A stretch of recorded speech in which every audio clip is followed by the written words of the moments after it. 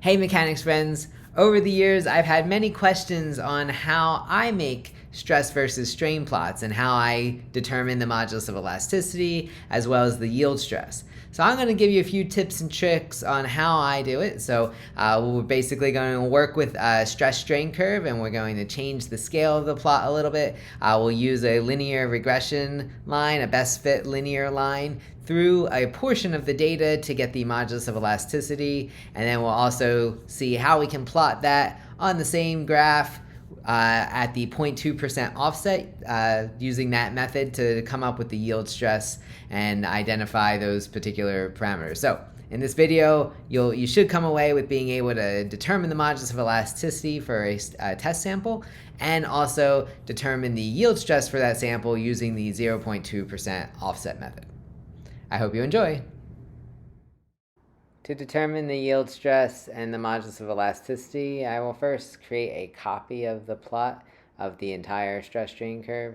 I do this just because it already has links to all the information and everything. So I'm just going to copy and paste the graph here. And now the key is I need to change the scale of this. And so I'm going to come in, and with the same data, I'm going to just change the scale on the x-axis. So the way to do that is to sort of just right-click on the x-axis, format axis, and I'm going to pick the upper limit. And I basically just want to restrict my view to the lowest values of strain. And so you can try different values. So here I've done 0.006.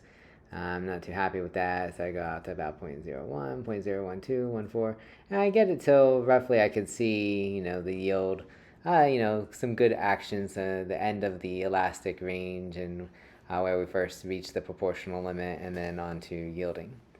So now I'm pretty happy with that view, and now I want to look at the linear elastic portion of this curve. And so I use the entire stress strain curve to get a feeling as well as the data here, and I want to just grab a bunch of data on that linear section. So I'm going to come up to the original plot and figure out roughly where I think the linear section is. So maybe up to about 40 KSI here in this particular example. It looks pretty linear up to there. So I'm going to select a point somewhere up around 40 KSI. Now first I'm going to select the data again, and I'm going to basically just reselect this data, except I'm going to add another line. So you see here it comes in as series 2. I'm going to give it a different name, and here now I'm just looking at the linear elastic range, so I give it a name that sort of suits that purpose. So now I will go ahead and select the x and y values here.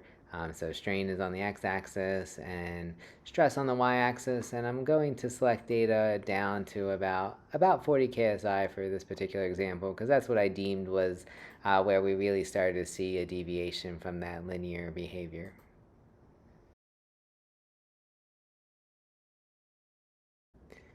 We see here in that reddish orange color now we have just the linear elastic range portion of the stress strain curve. I'm going to right click it and add a trend line, and I'm going to choose a linear trend line, and I'm going to lock the intercept at 0, 0 and display the equation on the chart.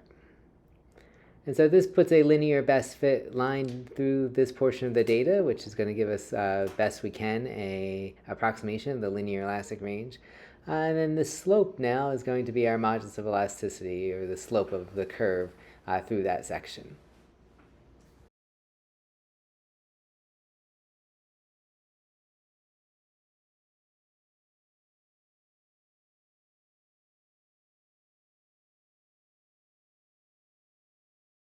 Now that we have the modulus of elasticity, we can go ahead and use the 0.2% offset method to determine the yield stress. So what I like to do is I like to draw one more line on this plot, and so I need a couple values for x and y. So I will come in at 0.2% or 0.002 strain and a y value or stress value of 0. And then I'm going to choose some other x value of strain, and I need to use the slope from the linear curve there to determine what that value would be. So I just use the slope equation, like y2 minus y1 over x2 minus x1 equals the slope.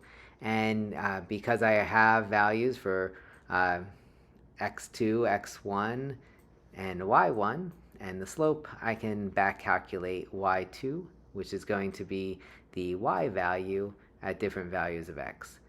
And now that I've done that, I set it up all relative to those cells so I can keep modifying my x value in that cell until I get a line that exceeds the curve so that it crosses the curve.